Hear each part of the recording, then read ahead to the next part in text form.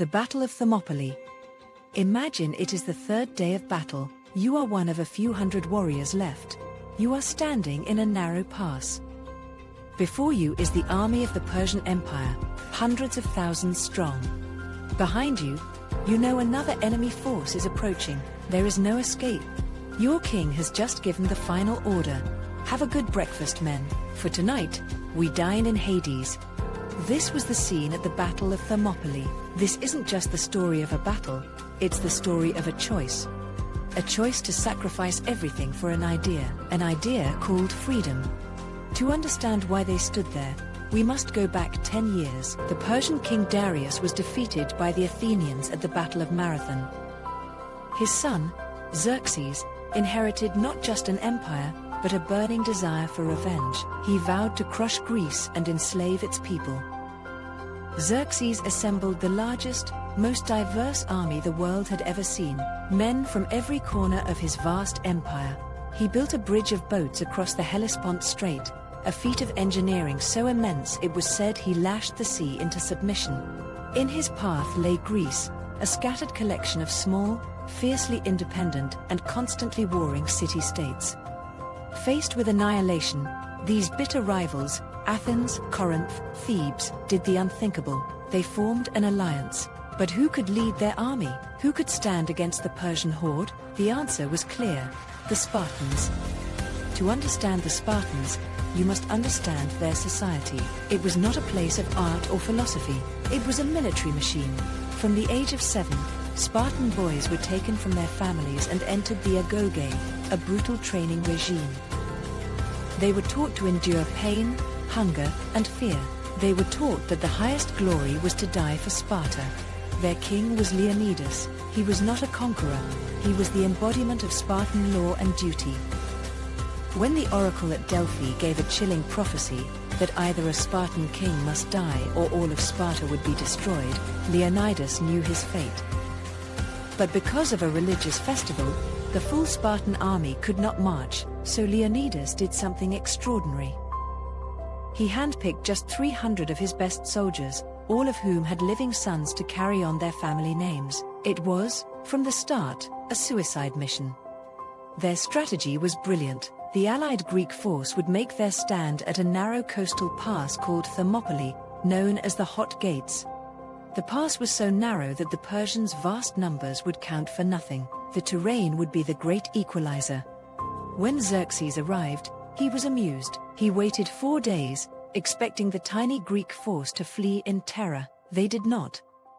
Instead, they were seen calmly combing their long hair and exercising, a Spartan ritual before a fight to the death. Enraged, Xerxes sent in his first wave. The Greeks, with their longer spears and superior discipline, held them back with ease. The Spartan phalanx was an unbreakable wall of bronze and muscle.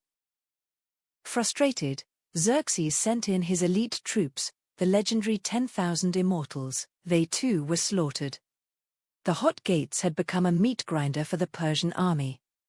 The second day was a repeat of the first. Wave after wave of Persian soldiers were thrown against the Greek line and repulsed.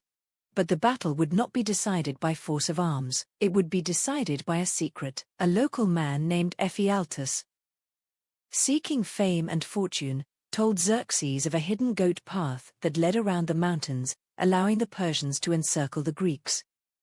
This was the moment the battle was truly lost, not by the failure of Spartan courage, but by a simple act of treachery. When Leonidas learned his position was outflanked, he faced a choice: retreat and save his men, or stand and fight, upholding the law of Sparta.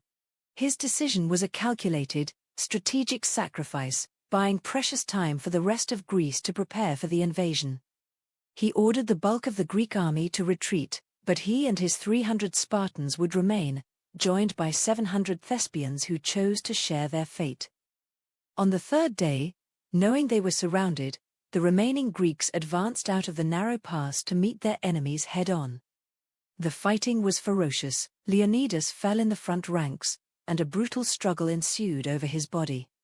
Driven back and with their spears shattered, the last of the warriors retreated to a small hill.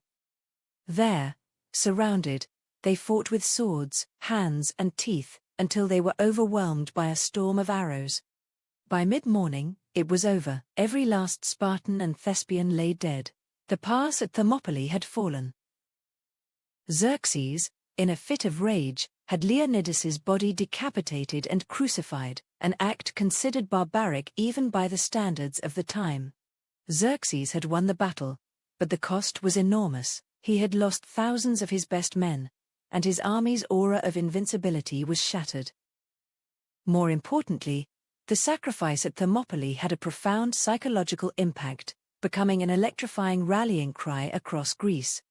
It inspired the decisive naval victory at Salamis and the final defeat of the Persians at Plataea the following year. The story of Thermopylae became more than just history. It became a legend, a foundational myth of Western civilization. It became the ultimate story of freedom against tyranny, of a small band of free men who dared to defy an empire. An epitaph was erected at the site. It read, "Go tell the Spartans, stranger passing by, that here, obedient to their laws, we lie." The true meaning of Thermopylae is not found in the defeat, but in the purpose of the sacrifice. It was a stand that bought the time needed to save a civilization.